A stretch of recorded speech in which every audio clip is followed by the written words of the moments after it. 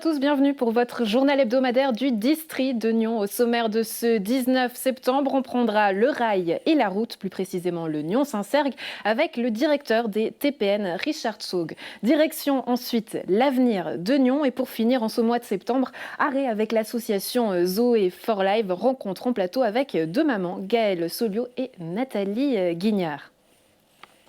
Des copies de médicaments meilleur marché pour soigner des maladies graves ou chroniques, c'est l'objectif de Fresenius Kabi, entreprise pharmaceutique allemande. Mercredi, le centre de recherche et de développement dans le domaine des biosimilaires inaugurait mercredi son bâtiment, son pôle mondial à Ézin, visite des lieux. On a cherché dans le bassin alémanique de trouver un endroit où on peut vraiment remettre toutes les activités de Fresenius Kabi Swiss Biosim sur le même campus. Les bureaux, les laboratoires. On a trouvé ça ici et que ici. On est au cœur du labo justement de Fresenius Kabi. Qu'est-ce que vous faites concrètement? Ici, on développe des biosimilaires. C'est une copie d'un médicament biologique qui est déjà sur le marché. Ça s'appelle l'originateur, ou l'original si vous voulez. On fait une copie ici. Une copie très proche ou identique. On ne peut jamais arriver à faire une copie 100%, mais on parle 99% ou 99,9%. Comment on s'assure justement de cette qualité, de l'efficacité finalement du produit? On achète l'original sur le marché pharmaceutique pour déterminer est-ce que ce produit est de la qualité qu'on pense ou une autre qualité. Alors on définit la qualité de l'original.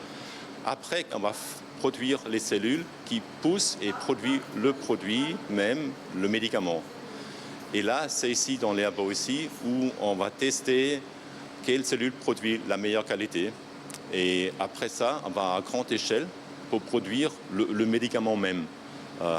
Dès qu'on a le médicament biologique dans notre main, il faut aller dans la clinique, la phase 1, qui teste le médicament chez les patients. Ça veut dire on teste l'efficacité et la sécurité. Qu'est-ce qui distingue finalement un biosimilaire d'un générique? Un générique, c'est un petit molécule. Vous comparez peut-être à un aspirine. Tout le monde connaissait un aspirine. Il y a 21 atomes dans l'aspirine. Dans un décor comme produit ici, il y a 25 000. Ça veut dire que c'est beaucoup plus compliqué. Un aspirine, on produit avec des procédés chimiques. On peut faire une copie 100%. Une copie d'un médicament biologique, on ne peut jamais copier 100%. On peut copier 99,9%. Mais c'est toujours une petite différence. Mais on regarde dans la phase non clinique, alors dans le labo, et dans la phase clinique avec les patients, qu'il n'y a pas de différence pour les effets d'efficacité et pour la sécurité. Quels sont les avantages justement à créer des biosimilaires? On parle notamment d'une différence de coût. Tout à fait. Les coûts d'un biosimilaire, c'est entre 20 et 80% moins cher qu'un original. Parce que aussi la recherche est moins compliquée que l'original. Vous avez créé justement un biosimilaire qui est aujourd'hui commercialisé en Allemagne depuis 2017, je crois. Comment convaincre aujourd'hui le marché suisse, les hôpitaux, les médecins de le prescrire finalement, ce biosimilaire? Est-ce que c'est quelque chose dans les mœurs suisses? Non, je pense que c'est une question d'éducation en Suisse, comme on a fait pendant des années en Allemagne, en France, en Angleterre. Ça veut dire qu'il faut vraiment montrer aux patients, montrer aux médecins que les effets d'un biosimilaire, c'est exactement le même qu'un effet d'un original. Je pense qu'aujourd'hui, c'est déjà accepté en Suisse par rapport à des génériques. Et l'étape suivante à faire, c'est faire la même chose pour les biosimilaires. Quelles seront les prochaines étapes pour Fresenius Kabi ici au centre à Ézin? Pour nous, c'est vraiment de continuer de développer des médicaments biosimilaires. Et en 10 ans, j'espère qu'on a un autre médicament. Le premier qu'on a lancé en mois de mai de cette année, 2019, ça va être suivi par beaucoup.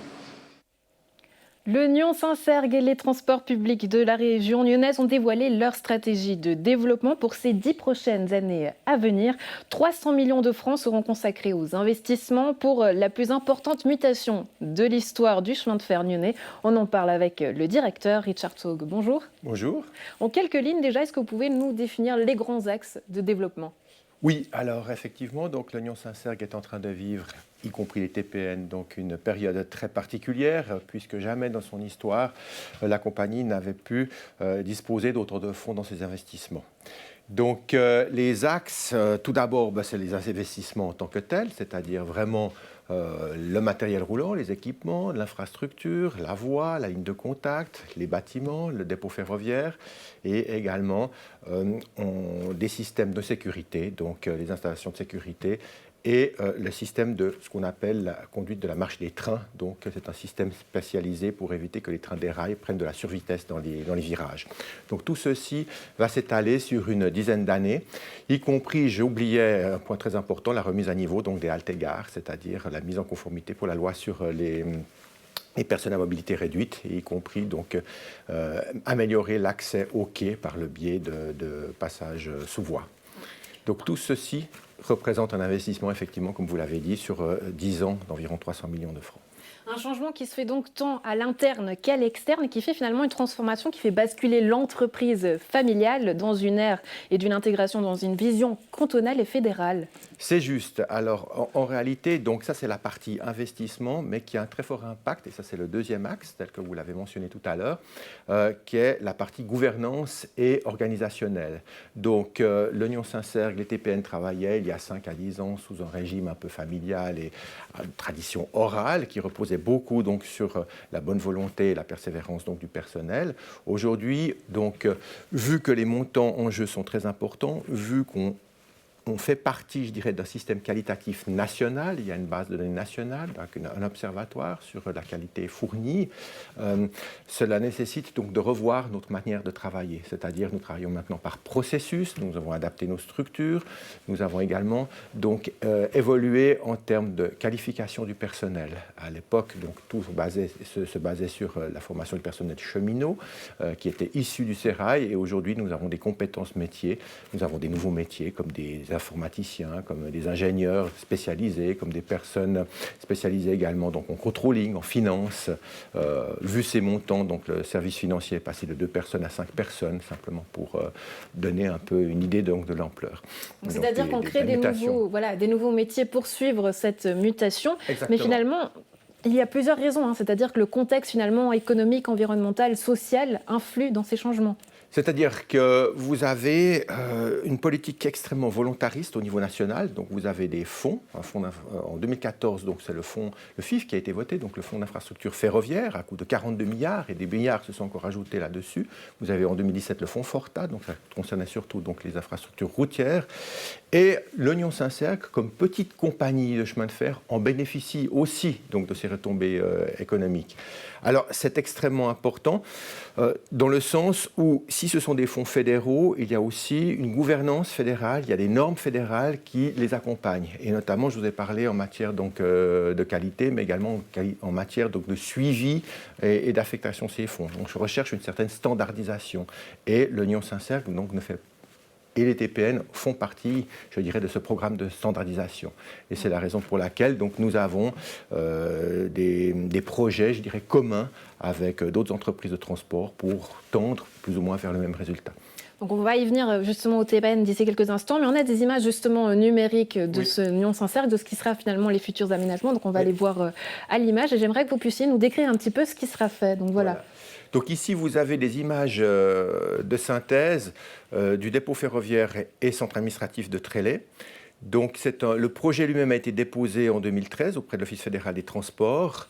Le projet de base a été conçu par un bureau d'ingénieurs, un bureau d'architectes et par le personnel interne qui a donné son avis, mais en réalité, nous étions que peu satisfaits des aménagements intérieurs, nous avons fait appel à un bureau d'ingénieurs en organisation industrielle. Donc si l'enveloppe extérieure donc, du dépôt n'a pas changé, à l'intérieur, vous voyez, il y a une optimisation donc, des processus industriels de maintenance et également donc, le réaménagement donc, des zones de stockage, des zones de maintenance ont été conçues et validées par l'Office fédéral des transports. On a ici, par exemple, une sorte de mini-tour de contrôle où le personnel d'encadrement donc, de la maintenance ont une vision à 360 degrés sur tout ce qui se passe dans les halles. Vous avez également donc, des passerelles qui sont spécifiques pour l'entretien donc, des équipements électrotechniques de puissance qui sont montés sur le toit des trains. Donc, alors qu'à l'époque, c'était plutôt sous les caisses. Donc on passe à quelque chose d'assez impressionnant, d'informatique. Et puis un mot finalement sur le contrat signé pour 2 bus hybrides à Nyon. Qu'est-ce que c'est ces bus hybrides finalement ? En fait, ces bus hybrides, pour l'instant, nous avons une flotte de bus donc, qui est constituée de véhicules purement diesel. Et la tendance, bien évidemment, c'est de trouver des solutions, je dirais, pour transiter de ces bus purement diesel à des bus, je dirais, moins polluants, plus respectueux de l'environnement. Alors la première transition, c'est effectivement donc les bus hybrides qui deviennent, il faut le dire, un certain standard maintenant chez les fabricants, qui permettent surtout de limiter un peu la consommation de 8%, donc ça reste encore relativement modeste, mais surtout les émissions sonores en milieu urbain. Donc on n'a plus ce bus qui peut attendre, et puis avec le moteur qui tourne, où les démarrages ou les arrêts se font donc sur le mode électrique.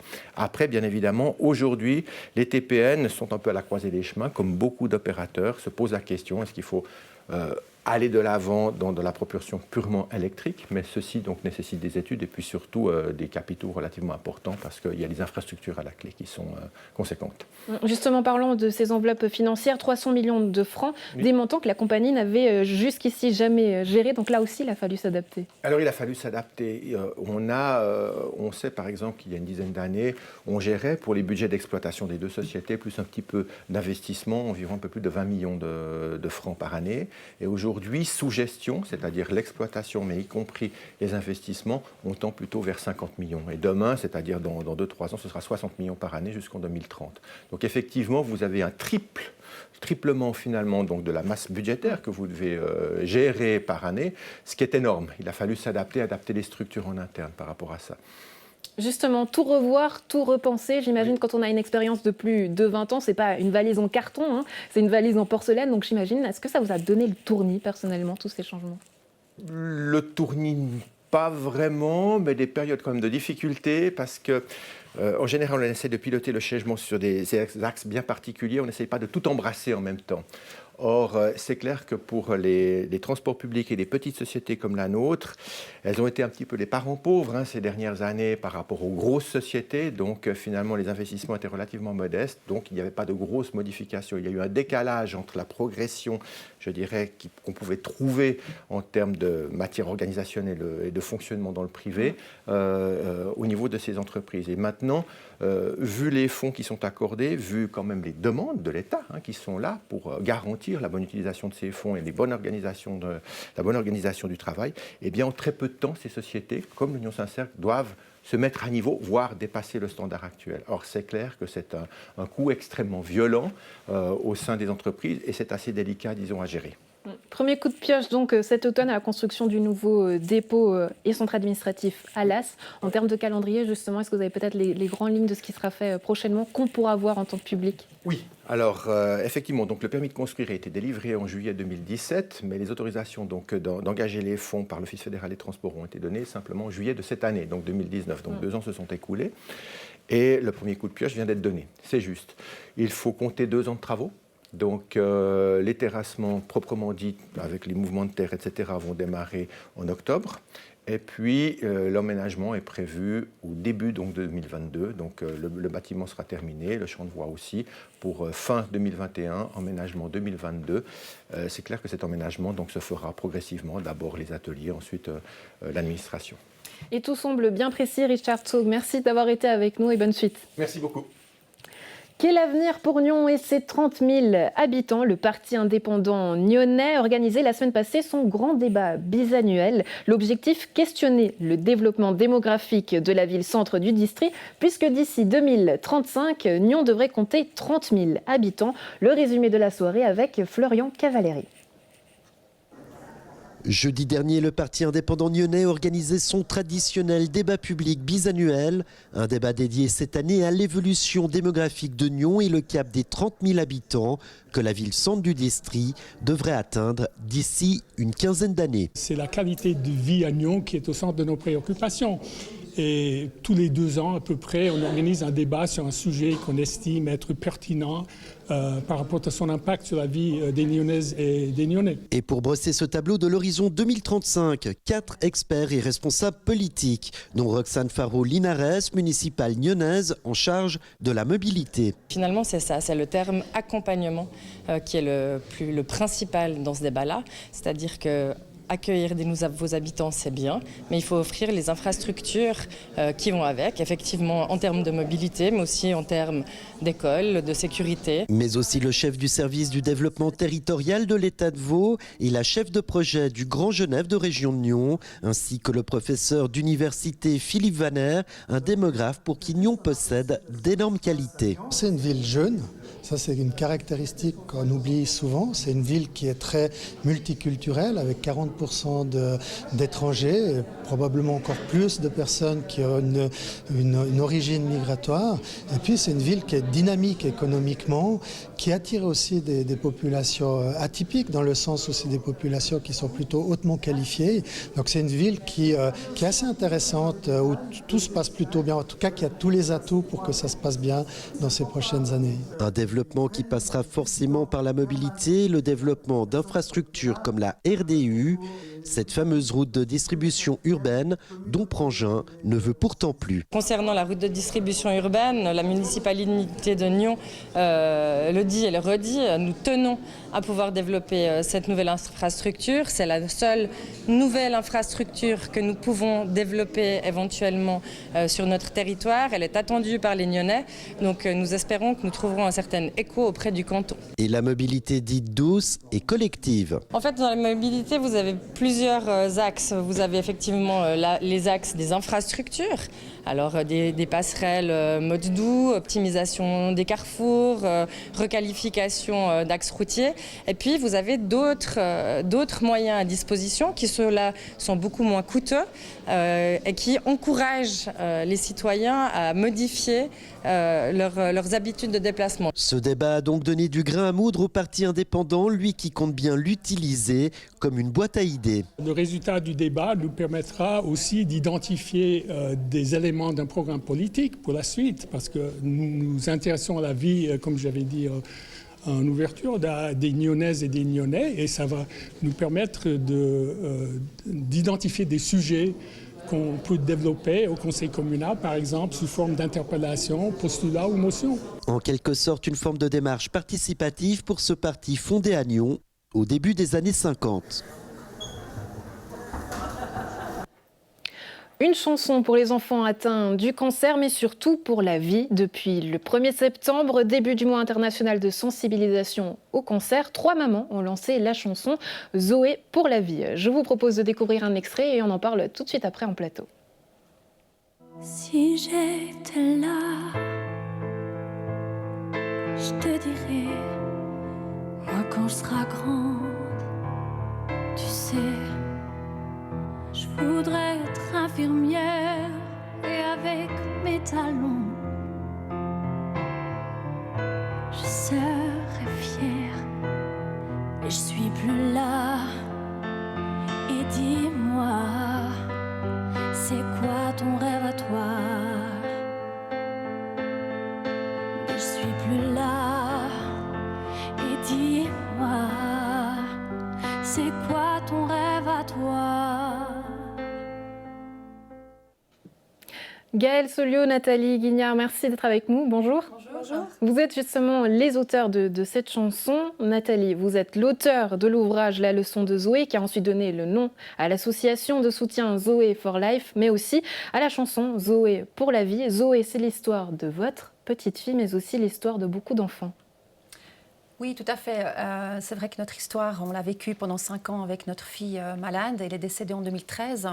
L'association avait été créée au départ pour nous aider, nous, en vue de traitements que l'on envisageait de faire à l'étranger avec Zoé. Malheureusement, voilà, ça ne s'est pas passé comme on l'espérait. Zoé est décédée en octobre 2013. Puis après son décès, on a décidé de continuer l'association parce que c'est vrai que ce qui nous arrivait à nous, c'est ce qui arrive à de nombreuses familles en Suisse. Il faut savoir que c'est 250 à 300 enfants par année qui sont touchés, 250 à 300 enfants par année en Suisse. Donc c'est vrai que ce n'est pas anodin non plus. On guérit aujourd'hui 80% des enfants. Malheureusement, le cancer reste la première cause de mortalité chez les enfants. Un enfant par semaine décède du cancer en Suisse. Donc le souhait de l'association était vraiment de continuer et de continuer surtout dans un but. Le but principal, c'est vraiment de guérir plus d'enfants et de les guérir mieux. Et puis l'ouvrage, c'est un livre que j'ai écrit sur notre parcours. Et puis les choses de la vie ont fait que j'ai rencontré 2 autres mamans qui ont donné naissance à ce beau projet de chanson. On va en parler d'ici quelques instants justement de la chanson, mais de manière plus générale, j'aimerais revenir justement à la naissance de cette association en 2013. Qu'est-ce qui a changé finalement depuis 2013 ? Qu'est-ce que cette association elle a apporté ? Alors c'est vrai qu'on est une association qui peut paraître grande, on est une petite équipe de 7 personnes au comité, on a beaucoup de bénévoles autour de nous, mais c'est vrai qu'on n'est pas si grand, mais on fait beaucoup de bruit. Je pense c'est vrai qu'on est très très actifs, on organise vraiment beaucoup de choses, très actifs sur les réseaux sociaux. Je pense que ce qui fait... le résultat, en fait, c'est qu'effectivement, les gens aujourd'hui savent que le cancer de l'enfant, ça existe et que ce n'est pas une maladie qui est si rare que ça. Comparé au cancer de l'adulte, oui, certes, mais finalement, ça concerne quand même beaucoup d'enfants et c'est ici chez nous. Donc, je pense que la sensibilisation, c'est un des buts de l'association pour lequel on voit aujourd'hui quand même un résultat. Les gens en parlent, se mobilisent et souhaitent surtout se mobiliser. Ils souhaitent être informés et démontrent leur soutien. Gaëlle, c'est comme ça que vous arrivez aussi dans l'histoire, malgré vous et malheureusement, j'ai envie de dire. Mais vous avez créé ce projet musical, comment ça s'est fait ? Alors effectivement, ma fille est tombée malade en septembre 2017. On a reçu du soutien de l'association Zoe for Life qui a notamment pris en charge une opération. En fait, on a enlevé un ovaire à notre fille pour prévenir les risques d'infertilité liés au traitement. Et c'est une opération qui n'est pas prise en charge par les assurances que l'association prend en charge, nous a offert. Et avec ma fille, on voulait vraiment trouver un but pendant ces traitements. Elle faisait beaucoup de courses à pied avant. Et elle a continué de courir. Et du coup, le but, c'était de récolter de l'argent pour l'association. Donc c'est comme ça que je suis entrée en contact avec Nathalie et qu'on s'est rapidement liés d'amitié. Et Angie, son fils est tombé malade courant... Donc la troisième maman qui a composé la chanson. La chanteuse. Son fils est tombé malade courant 2018. Et elle avait pris aussi contact avec l'association, avec Nathalie, en disant qu'elle voulait aider, faire quelque chose. Elle a dit, moi je sais chanter, donc j'aimerais pouvoir aider l'association. Et puis comme elle était encore en traitement, comme son fils était en traitement, c'était pas le moment. Donc on a mis ça un petit peu entre parenthèses et entre-temps Nathalie m'a mis en contact avec Angie puisqu'on était ensemble à l'hôpital et puis on s'est aussi rapidement liés d'amitié et c'est comme ça en fait que l'idée est venue. Moi j'aime beaucoup écrire et puis c'est comme ça que le projet est né. Quel message est-ce que vous voulez faire passer à travers cette chanson ? Je crois que le message, c'est vraiment un message d'espoir, en fait, de pouvoir changer les choses, faire changer les choses. Si on se met tous ensemble, on peut faire quelque chose. Le but, c'est vraiment de sensibiliser les gens au cancer de l'enfant, aussi après la maladie, parce qu'on ne se rend pas toujours compte des séquelles qui peuvent impacter la vie de l'enfant et de la famille aussi d'ailleurs. Et le but, c'est vraiment de récolter le maximum d'argent pour pouvoir développer des nouveaux traitements pour guérir plus, mais aussi guérir mieux les enfants.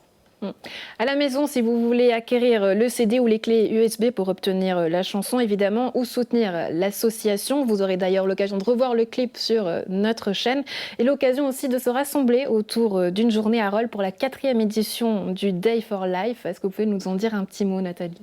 C'est vrai que dans le milieu l'association ne vit que grâce aux dons, mais on ne peut pas de façon indéterminée toujours demander aux gens de nous soutenir financièrement. Donc l'idée de créer un événement, c'est fait il y a 4 ans et c'est à Rolle. Ça a lieu chaque fois le week-end qui suit le jeûne fédéral. C'est une journée pour la vie, comme son nom l'indique, Day for Life. C'est une journée vraiment de rire, de bonne humeur. Il y a une partie officielle qui rappelle aussi pourquoi on est là, bien sûr. Je pense que c'est important de le rappeler.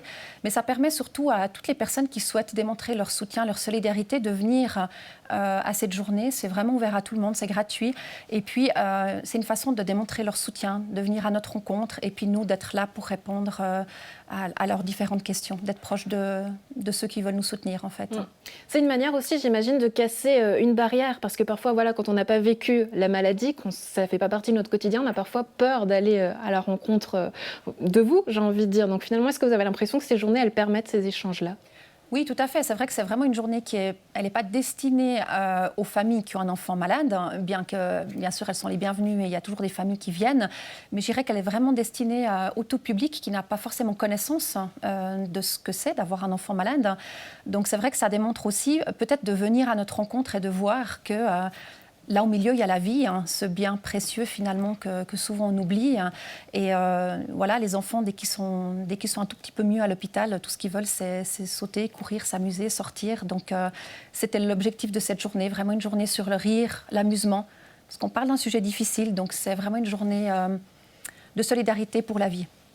Merci pour ce beau message et d'avoir été avec nous. Donc samedi, justement, la journée Day for Life, samedi 21 septembre à Rolle. Gaëlle Souliot, Nathalie Guignard, merci d'avoir été avec nous. Merci beaucoup.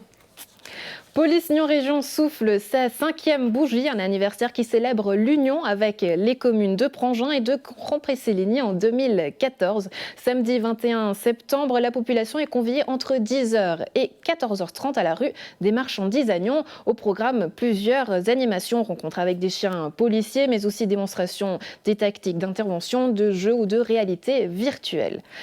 Pour finir, on va terminer avec des belles images de cigognes puisqu'elles ont élu domicile à Gland. Chaque année qu'on vient l'été, la fin de l'été, ces oiseaux migrateurs se dirigent vers l'Espagne et l'Afrique du Nord pour passer l'automne et l'hiver au chaud. Merci à notre téléspectatrice, c'était trop tôt mais on va y arriver, Solange Gillieron pour ces belles images.